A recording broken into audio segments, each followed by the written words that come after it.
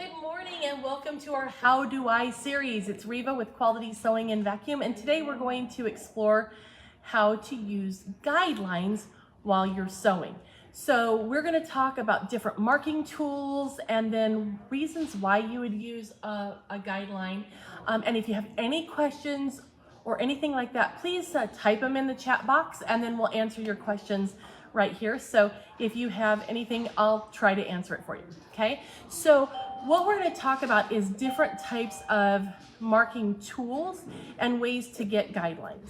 Now, there's different situations that we use guidelines, but there's really only one reason we use guidelines, and that is to have things precise. So you have your stitching precise, you have elements like pockets right where you want them to be, quilting where you want it to be, decorative stitches a certain spacing apart, or it might just be that you aren't comfortable with your 1/4 inch and you want to have an exact seam allowance. So lots of different reasons why you're going to use guidelines. Okay, so let's take a look at some of the tools. So I have several things laid out over here, and we'll talk about each one of them. So I have some of my favorites here that I use all the time. Now, if you are doing a project and your marks are never going to show, you can use a standard pencil, and just so you could see it better, I have just a ballpoint pen, and you can write on your fabric, but don't write on your fabric somewhere that it's inside the fabric that is part of the project. This might be used for creating half square triangles. So if you've ever done that, let's take a look at half square triangles real quick. If you want to make half square triangles, what you do is you start out with a square, and you're going to divide the square in half, corner to corner, and then stitch a 1/4 inch away on either side. So I'm just going to take my ruler here and place it corner to corner. Now, actually, I don't know if you can get in a little bit closer and see, I'm not putting my ruler actually right at the tippy top.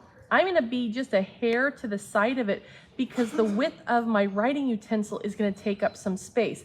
And so I want to make sure that it goes from tip to tip. And apologies, but I'm left-handed, so you're going to have to like pretend you can see what I'm doing. There, now you can see. So now I have this marked, and you're going to sew on either side. Now, the one reason why the ballpoint pen is not the best idea is because when this is trimmed and it's in the very tip of your seam allowance, it could still bleed in. So you can use a pencil for things like this. And I'm going to show you an alternate way to mark these in a little bit.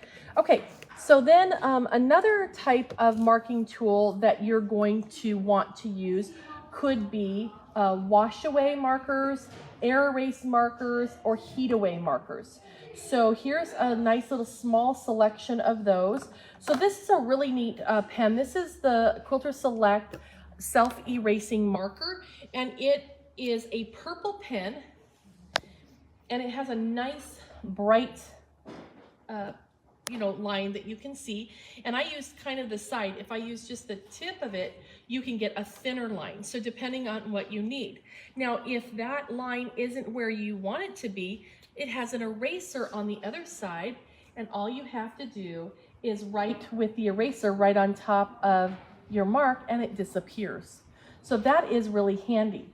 The rest of the line here is the purple line will actually disappear in with time. So in 1 to 4 days, that line will go away.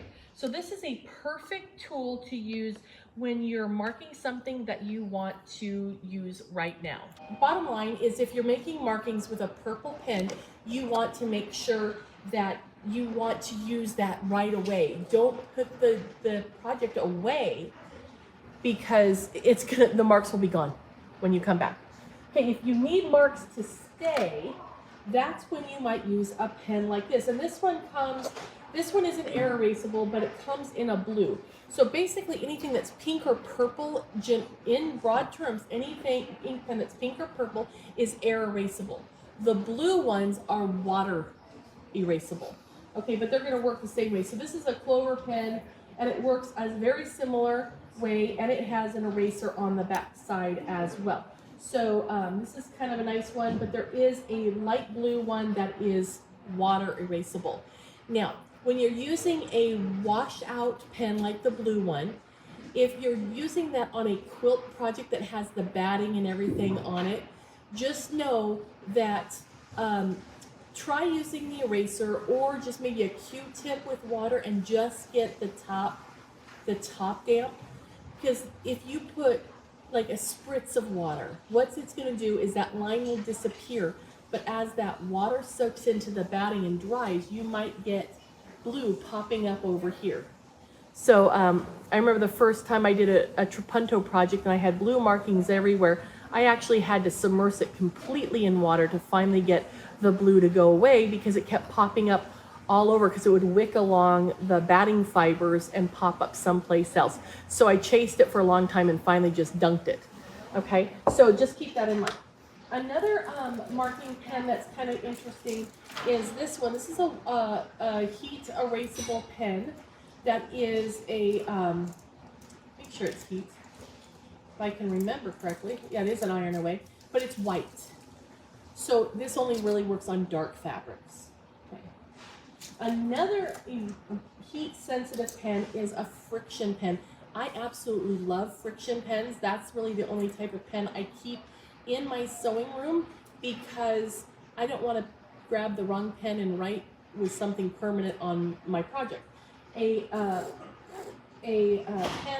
friction pen like this, yeah, see there?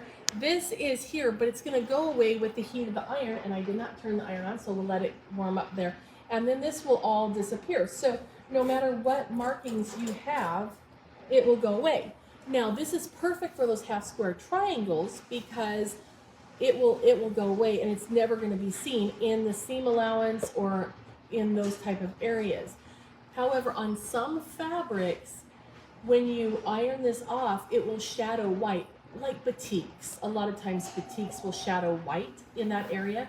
And if it gets really cold, it could come back. In fact, I was teaching a class one time, and the friction pens had just come out, and so everybody's so excited about them. And one lady got a pack, and she took them home, and she wrote, "I love my mom," all over her daughter's white ski jacket. And then she ironed it off, and her daughter went skiing, and then it came up all bloomed that she loved her mom right on the ski slope. So I don't know how that went over after the fact, but anyway, that's kind of how that went. So I'll just show you how this works. And you can see that those lines are now gone. But again, just be cautious where you put the mark or test prior to, okay? A lot of people are adamant that on the erasable markers, whether water or air erase, that you don't iron them because sometimes the iron can set them. So make sure that you remove the mark before you do any pressing, okay? All right, I feel a sneeze coming on. All right. So it's coming. Ooh. Excuse me. Okay, so now this is a great set of pencils. These are water erasable pencils, and they're from Clover. It comes in a set of white, pink, and blue. So with this, you can have a color of pen or pencil that will best work with the fabric that you're working on. Okay, and I don't know how close you can get in to see that. It's really good for me to see. I don't know how well you can see it, but there's the little marks there. So now, one thing to bear in mind with this is it is a washout, so it won't come out with anything but washing it, okay? All right, so that's those. Now, some traditional things you can use is chalk. And this is just simple chalk that you insert into the handle here. And then you have your three colors. You have your blue, you have your pink, and you have your white. And then there's a little sharpener here to sharpen those little guys so you can get a precision point. So this is really handy to have. And it works kind of like, well, it's just a little plunger, and then it just comes out the bottom like an eraser holder does. So this is really handy to have, and this will brush away, okay?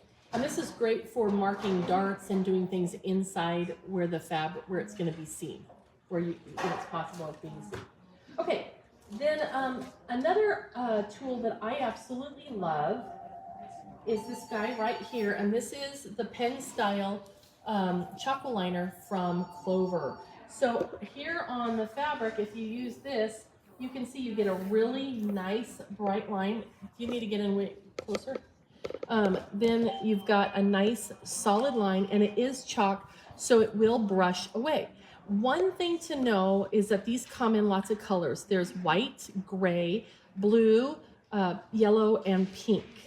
And you want to be aware of what kind of color you put with what. I did a project one time and I used blue, and there was some a basting spray on the project, and I never could get the blue to come out of the fabric. So just bear that in mind. So do a test anytime you're using chalk like that. And this has the loose chalk inside, and there's a little roller metal wheel right inside that turns and delivers the chalk. And when you're done with this, you can refill it. You can just buy the refills of the chalk, which is really convenient. Now, another thing that you can do is instead of using this chalk, buy yourself an extra one. Like this is my pink one, but I also have another pink one at home. And that one I took and I unscrewed this. I'm not going to do it here because it will be a mess. And then I dumped out all the pink chalk and refilled it with this chalk here, which is white. And this is called Pounce chalk. And it is chalk just like this, but it's white, and when you iron it, it goes away. So that's pretty cool. So when I pick up my pink one that has white chalk in it, I know that it's the Pounce chalk. So that's another good way to do your marking. Okay, so now we're going to talk about some using these tools. I'm going to slip all this good stuff over here. We're going to talk about marking and doing some things like that. So when marking this, I don't know if you noticed, let me slip this again. When I was marking this, I did not just draw my line one time. I started in a bit. See if I can be on this side. Does that help, Jada? So if I come in this way and then I draw out, and then I drew this way and went out, because otherwise what can happen, you see how the tip wants to pull in? You might not get an accurate line. So I usually start in with the ruler, of course, and then go out, then come down here and go to the tip.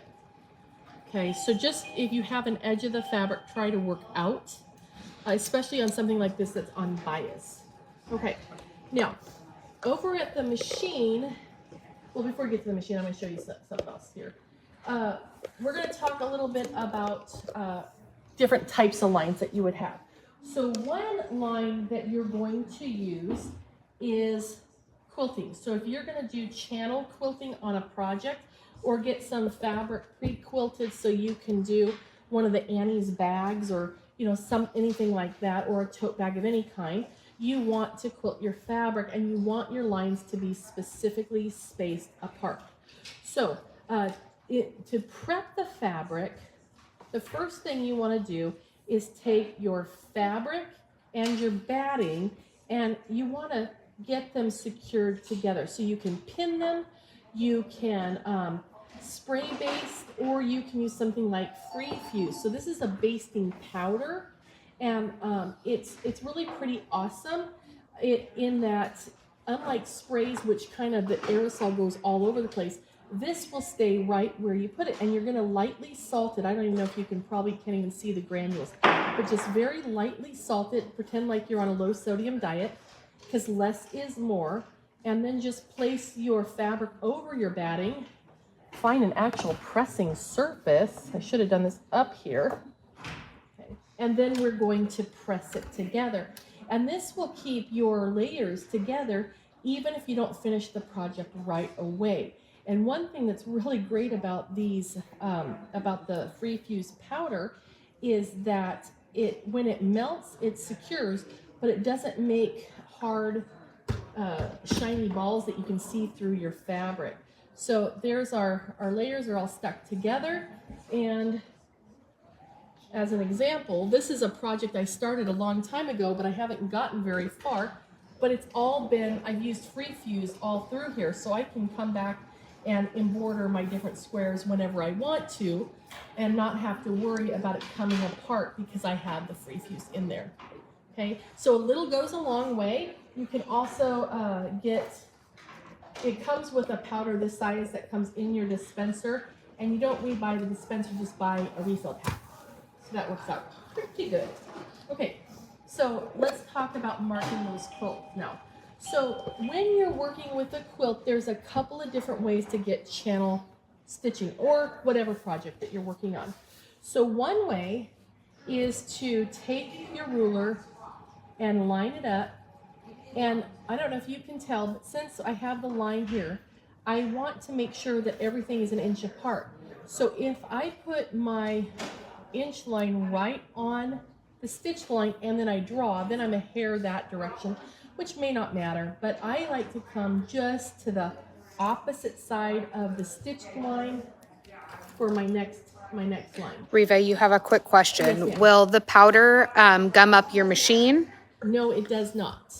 That's a really good question because you're fusing it. So actually, it does not gum it up. Let's see if I can pull it apart. See, it's just very, you have very little of it, and it's very lightly tacked. So it's not, and you can't even see any shiny bits or anything on there. Okay, so it's a nice secured, and of course you're not going to go around pulling your layers apart right after you've done them, but if you needed to, you could kind of fine tune it. If you pressed it for longer, it might be there forever. I don't know. It's semi-permanent though. Okay, so I'm going to draw my next line here, and then you would continue on and draw all the lines on your whole project, which is all well and good, but that can be tedious. So there's other ways that you can do this. Okay, so if we come to the machine here, move this over, and in the machine, this machine comes with a quilting bar. If I can, he might be in the front. You know, I did not look for the quilting bar. Here he is, before we started today. And that was silly on my part. Okay, so the quilting bar, you can come on over here, Jada.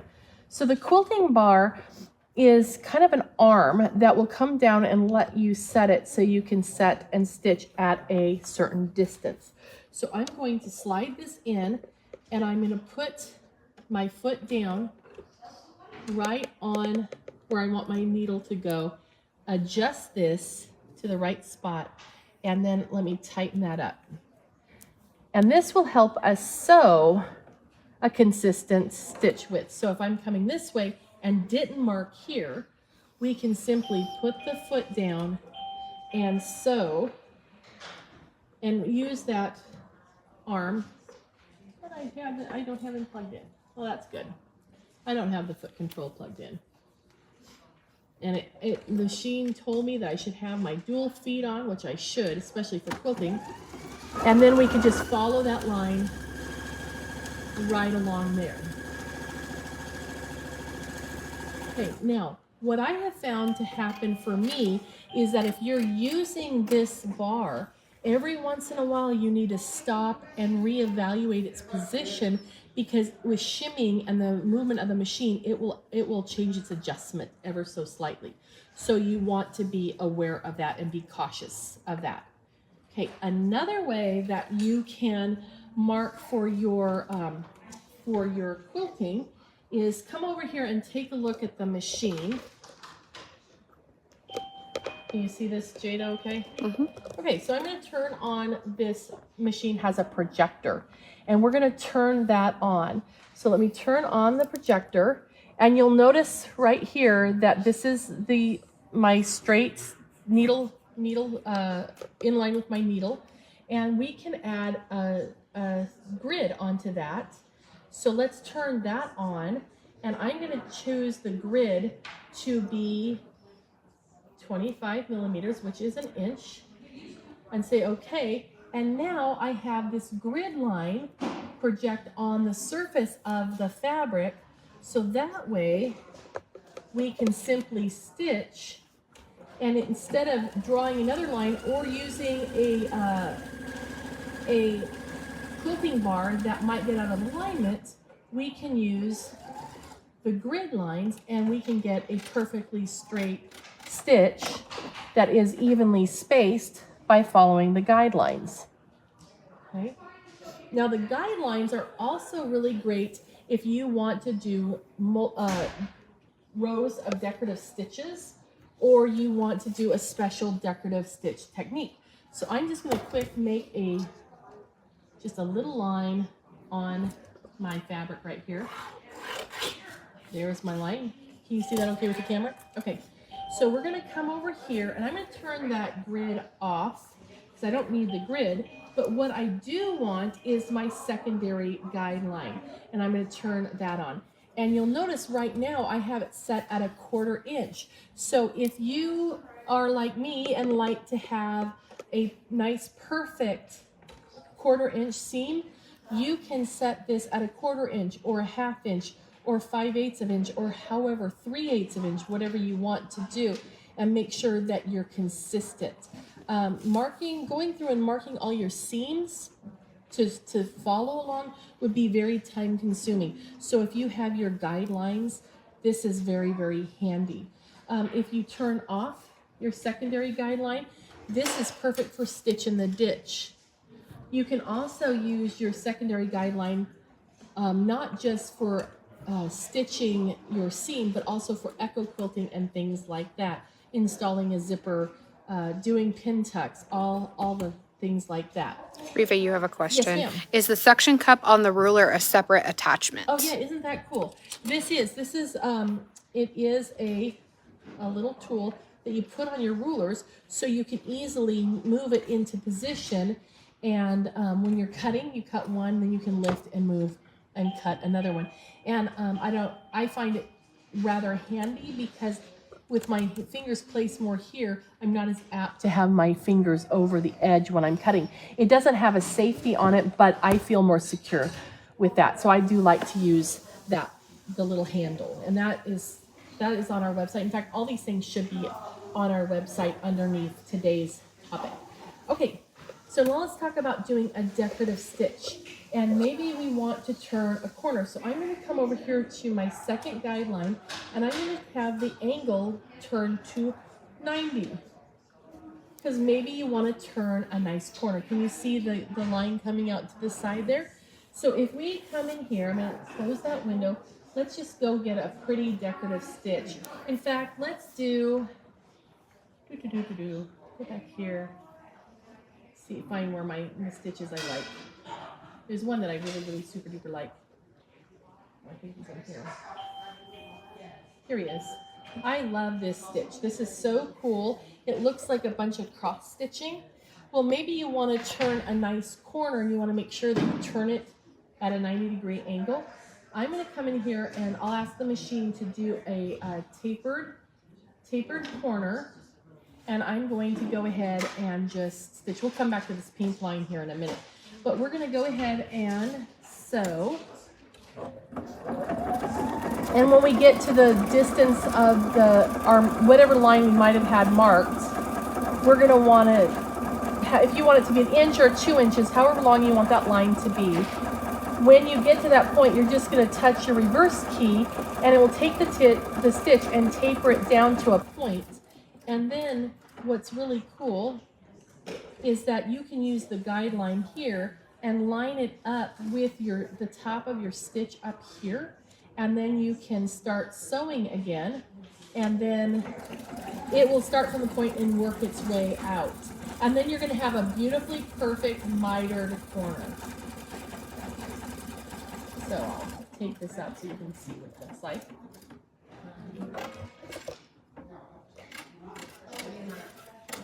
So that's one reason to use the 90-degree line, is because then you can see that you've turned your corner nicely. Okay. So now let's talk about working with this line here.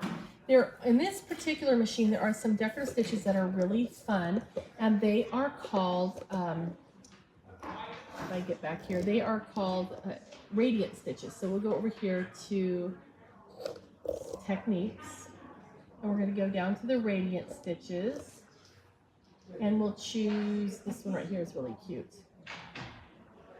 I like that one better. Okay, so now when we stitch this stitch, what the machine is going to do is it's going to stitch a certain amount of distance and it stops automatically. Then our job is to rotate it, and we want to rotate it 90 degrees. So make sure that that line hits right there on our drawn line, and then it will stitch the decorative part, and then it will come and it stops automatically again. We rotate back, make sure that this line is on our drawn line, and you're just going to stitch like this as we go. Okay, and I'll do one more and then I'll show you what they look like, and then I'll show you one more. Now, of course, you can do this with your decorative stitches. Have a consistent stitch width between your decorative stitches, simply by marking lines if you choose to use like a wash away marker or something like that. But this is a fun way to use your guidelines to do special stitches. So, okay, so I think that's pretty much the meat of what I wanted to show you today. Are there any other last minute questions? If so, type them in real quick. And we do come back and we monitor this so we can answer your questions as we go there as well. But lots of fun. So basically, you want to get your markings onto your fabric, whether you're quilting. If you're making a handbag, you may want to have the exact placement of where your pocket goes. Make your life easier by having those markings on there, and then find the tool that's right for you. Remember, if it's a pink or purple, it's probably air erasable, so it's going to go away in as soon as maybe 30 minutes to 4 days. Blue one is going to wash out. Chalk, you pretty much just brush off. So, but test your colors on your fabric. Make sure that it doesn't stay on the fabric or it's too difficult to get out. And then the pencils, the Clover pencils, these are wash out. Okay, so find the right tool that that you feel most comfortable with and does the job. And then get your markings in there so you have something very specific and you can be very accurate. All right, well, thanks for joining us, and next week we will see you again. Bye-bye.